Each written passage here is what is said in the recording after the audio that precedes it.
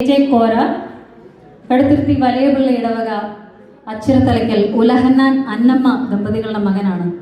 പപ്പായ്ക്ക് 3 സഹോദരങ്ങളാണ്. Sister Mary ഞങ്ങളുടെ വെല്യാൻറ്റി ഇപ്പോൾ നീണ്ടൂർ മഠത്തിലാണ്. സിസ്റ്റർ ആൻമരിയ, ആമിനാൻറ്റി ഇപ്പോൾ മാനന്തവാടി മഠത്തിലാണ്. രണ്ടുപേരും സെൻറ്റ് ജോസഫ് കോൺഗ്രിഗേഷൻ മെമ്പേഴ്സാണ്. അതിനുശേഷം പപ്പ, പിന്നെ ഞങ്ങളുടെ പ്രിയപ്പെട്ട പൊന്നാൻറ്റി എൽസമ്മ ജോസ് പുത്തൻപുരയിൽ. പൊന്നാൻറ്റി നമ്മെ വിട്ടുപിരിഞ്ഞിട്ട് 6 വർഷമായി. ഇന്ന് വ്യക്തിപരമായി ഈ ആഘോഷത്തിൽ ഞാൻ ഏറ്റവും കൂടുതൽ മിസ് ചെയ്യുന്നതും പൊന്നാൻറ്റിയെ ആയിരിക്കും.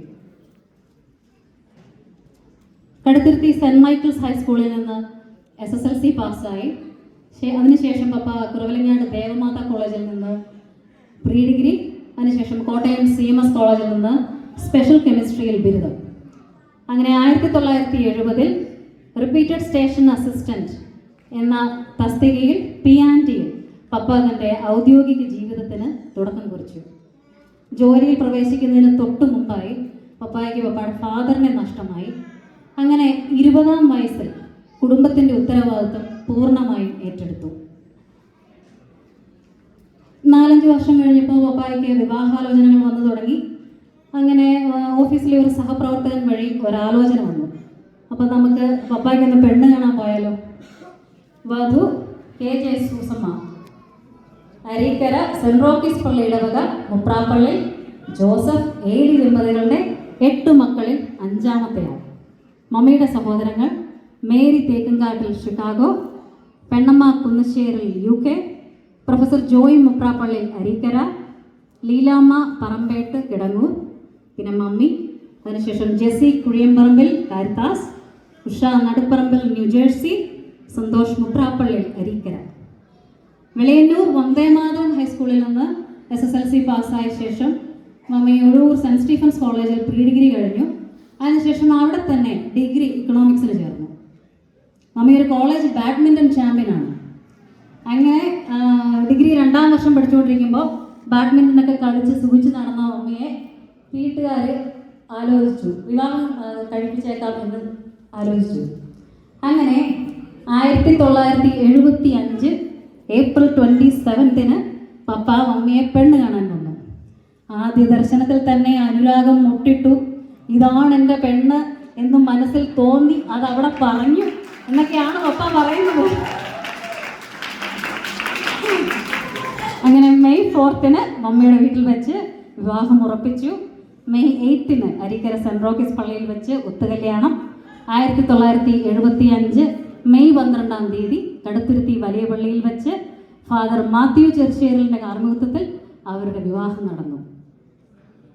വിവാഹത്തിൻ്റെ പുതുമോടിയൊക്കെ മാറും മുമ്പേ അവർ കുടുംബജീവിതത്തിൻ്റെ ഉത്തരവാദിത്തങ്ങളിലേക്ക് പ്രവേശിച്ചു. 2 വർഷത്തിന് ശേഷം ജസ്റ്റിനുണ്ടായി. അതിനുശേഷം ഒരു മോളുണ്ടായി, ആൻ. അവളെ കുഞ്ഞുകുട്ടി എന്നാണ് വീട്ടിൽ വിളിക്കുന്നത്. അവൾ വളരെ ചെറുപ്പത്തിലെ മരിച്ചുപോയി. അവളെ ഈ അവസരത്തിൽ പ്രത്യേകം ഓർക്കുന്നു. അതിനുശേഷം മീര വന്നു. പിന്നെ മെറിൻ ജീവിതത്തിലേക്ക് വന്നു. പിന്നെ തിരക്കിൻ്റെ നാളുകളായി. മക്കളുടെ വിദ്യാഭ്യാസം, ജോലി, വിവാഹം, മാതാപിതാക്കന്മാരുടെ മരണം, അങ്ങനെ അതിനിടയ്ക്ക് പെങ്ങന്മാരുടെ കാര്യങ്ങൾ, പലവിധ അസുഖങ്ങൾ, അങ്ങനെ ജീവിതത്തിൻ്റെ ഉയർച്ച താഴ്ചകളിലൂടെയൊക്കെ അവർ കടന്നുപോയി. 2008 സീനിയർ സബ് ഡിവിഷണൽ എഞ്ചിനീയറായി പപ്പ തൻ്റെ ഔദ്യോഗിക ജീവിതത്തിൽ നിന്ന് വിരമിച്ചു. മമ്മിക്ക് പിന്നെ റിട്ടയർമെൻറ്റ് ഇല്ലാത്ത ജോലിയായതുകൊണ്ട് ഇപ്പോഴും ജോലി തുടരുന്നു.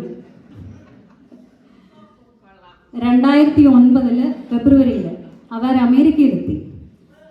അവരുടെ ജീവിതത്തിൻ്റെ അടുത്ത ഘട്ടം ആരംഭിക്കുന്നു. എന്നാ കൊച്ചുമക്കളെ നോക്കുക എന്ന ഭാരിച്ച ഉത്തരവാദിത്വം. അങ്ങനെ പപ്പയുടെ ഭാഷയിൽ പറഞ്ഞാൽ 2 മക്കളെ, 2 വയസ്സിൽ താഴെയുള്ള 2 കുഞ്ഞുങ്ങളെ യാതൊരു ഓറിയൻറ്റേഷനും ഇല്ലാതെ നോക്കി കൊച്ചുമക്കളെ നോക്കുക എന്ന മഹത്തായ കർമ്മത്തിന് അവർ തുടക്കം കുറിച്ചു. വീണ്ടും ഞാൻ പപ്പയുടെ ഭാഷ കടമെടുത്ത് ഒരു കാര്യം കൂടി പറയുകയാണ്. 3 പെങ്ങന്മാരുടെയും 3 മക്കളുടെയും കാര്യം നോക്കി ഒറ്റയ്ക്ക് വഴിവെട്ടി വന്നവനാണെന്നാണ് പപ്പ പറയുന്നത്. പക്ഷേ ആ വഴിവെട്ടാൻ എന്നും മമ്മിയുടെ ശക്തമായ പിന്തുണയുണ്ടായിരുന്നു. ഇതിനിടയ്ക്ക് ആൻഡ്രൂ മെറിന് കാനഡയിൽ വന്നു. അവരെ സഹായിക്കാൻ അവിടെ പോയി. അങ്ങനെ അന്ന് മുതൽ ഇന്നോളം ഞങ്ങൾക്ക് താങ്ങും തണലുമായി നിൽക്കുന്നു. ഇതെല്ലാം സാധ്യമാക്കി തന്ന ദൈവത്തിന് പ്രത്യേകം നന്ദി പറയുന്നു. ഇനി മുമ്പോട്ട് തമ്പുരാൻ അനുവദിക്കുന്നിടത്തോളം കാലം സന്തോഷത്തോടെ സമാധാനത്തോടെ ഒന്നിച്ച് ജീവിക്കാനുള്ള കൃപയ്ക്കായി പ്രാർത്ഥിക്കുന്നു. 50-ാം വിവാഹ വാർഷികത്തിൻ്റെ മംഗളങ്ങൾ ഏറെ സന്തോഷത്തോടെ അഭിമാനത്തോടെ നേരുന്നു.